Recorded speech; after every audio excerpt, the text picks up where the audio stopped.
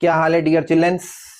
तो जैसा आपको बोर्ड पे बेटा दिख रहा होगा, अब हम लोग पार्ट 2 शुरू करते हैं। थोड़ा कोर इलेक्ट्रिसिटी की तरफ बढ़ते हैं, मतलब कि क्लास 10th का इलेक्ट्रिसिटी चैप्टर का थोड़ा सा कोर पोर्शन। अभी भी बहुत बिल्कुल ऐसे एनसीईआरटी पे नहीं आए, थोड़ी थोड़ी एक्स्ट्रा बातें भी पढ़ते चल रहे हैं, क्योंकि हमें फाउंडेशन की भी तैयारी साथ साथ चलती करते चलनी है। इससे 10th के मार्क्स भी इंप्रूव होंगे। तो अगला टॉपिक आता है बेटा प्रॉपर्टीज ऑफ चार्ज। तो बहुत से बच्चों ने पढ़ भी रखी होंगी, लेकिन मेरे साथ अगर डिस्कस करोगे तो याद हो जाएंगी। देखो बेटा, 3 प्रॉपर्टीज ऑफ चार्ज, ज्यादा फालतू थ्योरी में नहीं पढ़ रहे, 3 प्रॉपर्टीज ऑफ चार्ज हम लोगों को याद करनी होती है। सबसे पहली होती है बेटा एडिटिविटी। एडिटिविटी यानी कि charge can simply be added algebraically, कि अलजेब्रा के हिसाब से जैसे 2 + 2 4 होता है, 4 - 2 2 होता है। ठीक है बेटा, ऐसे ही चार्ज भी ऐड होता है। यानी कि अगर एक बॉडी है बेटा 4 कूलम चार्ज की और आपने टच कर दी एक और बॉडी -2 कूलम चार्ज की, तो टोटल चार्ज दोनों पर मिलकर हो गया बेटा 2 coulomb. Charge can be added. ठीक है बेटा, तो इसे कहते हैं एडिटिविटी। दूसरी क्या प्रॉपर्टी होती है साहब? दूसरी प्रॉपर्टी किसी को याद है? सोचो।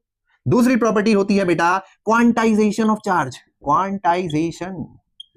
Quantization of charge. क्वांटाइजेशन का क्या मतलब होता है कि चार्ज हमेशा इंटीग्रल मल्टीपल्स में होता है, होल नंबर्स में आता है। जैसे आप क्या फॉर्मूला पढ़ते हो, और आगे भी पढ़ाऊंगा, Q = NE, ये जरूर आपने फॉर्मूला पढ़ा होगा। ठीक है, Q क्या होता है बेटा? अगर किसी को नहीं पता, बेसिक यहां पे लिख दे रहा हूं, चार्ज। N क्या होता है बेटा? Number of electron. कंफ्यूज किसी टर्म में नहीं होना, एक एक टर्म हमें पता होना चाहिए। Number of electrons. और E क्या होता है बेटा? चार्ज ऑफ इलेक्ट्रॉन, जिसका मैग्नीट्यूड कितना होता है? 1.6 × 10⁻⁻19 कूलम। वो माइनस साइन इसलिए लगा देते हैं क्योंकि आपको पता ही है कि इलेक्ट्रॉन नेगेटिवली चार्ज होता है। तो क्वांटाइजेशन ऑफ चार्ज का मतलब, जैसे मैंने बताया, कि चार्ज हमेशा होल नंबर इंटीग्रल मल्टीपल में हो रहा होता है, इंटीजर्स में हो रहा होता है। ठीक है, अच्छा, अब इंटीजर्स का क्या मतलब हुआ? यहाँ पर n की वैल्यू 1 2 0 नहीं, 0 है तो 0 ही हो जाएगा, जाहिर सी बात है, Q 0 निकल आएगा अगर n 0 लगाओगे। लेकिन 1 2 3 4 एंड सो ऑन इंफिनिटी तक जितना ले जाना है, तो ये आती है। कभी भी n की वैल्यू 1.5 1.6 2.4 2.3 ये नहीं लगेंगी, यानी कि इलेक्ट्रॉन्स कभी भी पॉइंट्स में नहीं होते। ठीक है बेटा, बहुत सी जगह कोचिंग में आपको पढ़ा दिया जाएगा, अरे इलेक्ट्रॉन क्वार्क्स में टूट जाते हैं, वो सब बातें भाई आउट ऑफ स्कोप होती हैं, हमें भी पता है, लेकिन 10th क्लास में इतना लेवल जाने की अभी आपको जरूरत नहीं है। तो आपको समझना यह है कि सर इलेक्ट्रॉन्स कभी पॉइंट में नहीं होते, तो चार्ज हमेशा इंटीग्रल मल्टीपल्स इलेक्ट्रॉन के चार्ज में होगा, यानी कि 1 इलेक्ट्रॉन के बराबर होगा, या 2 इलेक्ट्रॉन के बराबर चार्ज होगा किसी भी बॉडी पे, या 3 इलेक्ट्रॉन के बराबर चार्ज होगा, या 4 इलेक्ट्रॉन के बराबर चार्ज होगा, एंड सो ऑन। ठीक है बेटा, इस प्रॉपर्टी को कहते हैं क्वांटाइजेशन ऑफ चार्ज। तो अगर इंग्लिश में लिखने को आ जाए तो हम क्या कहेंगे? Charge always occurs in integral multiples of the charge of electron.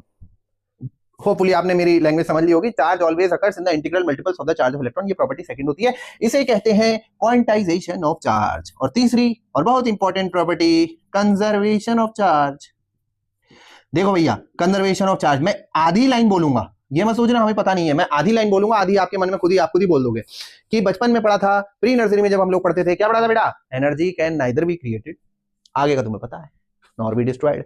वैसे ही यहां पर भी एनर्जी की जगह बस एनर्जी शब्द की जगह चार्ज शब्द यूज कर लो, कि charge can neither be created nor be destroyed. Charge कभी डेवलप या डिस्ट्रॉय नहीं होता, चार्ज हमेशा डेवलप होता है जब इलेक्ट्रॉन इधर से उधर भागते हैं। अगर इलेक्ट्रॉन कहीं से भाग के चले गए तो वो बॉडी हो जाएगी पॉजिटिव चार्ज, अगर इलेक्ट्रॉन कहीं से भाग के किसी बॉडी पे आ गए तो वो बॉडी हो जाएगी निगेटिवली चार्ज। ठीक है बेटा, तो ये 3 प्रॉपर्टीज ऑफ चार्ज आपको याद रखनी है, एडिटिविटी, क्वांटाइजेशन और कंजर्वेशन ऑफ चार्ज। तो मेरे ख्याल से 5 7 8 मिनट की वीडियो हो गई। जैसे मैंने कहा, मैं छोटी छोटी वीडियोस यहाँ पे बनाता रहूंगा ताकि आपके टॉपिक्स क्लियर होते रहें। और ये था पार्ट 2। 2 मिनट का ब्रेक लो और पार्ट 3 के लिए आ जाओ।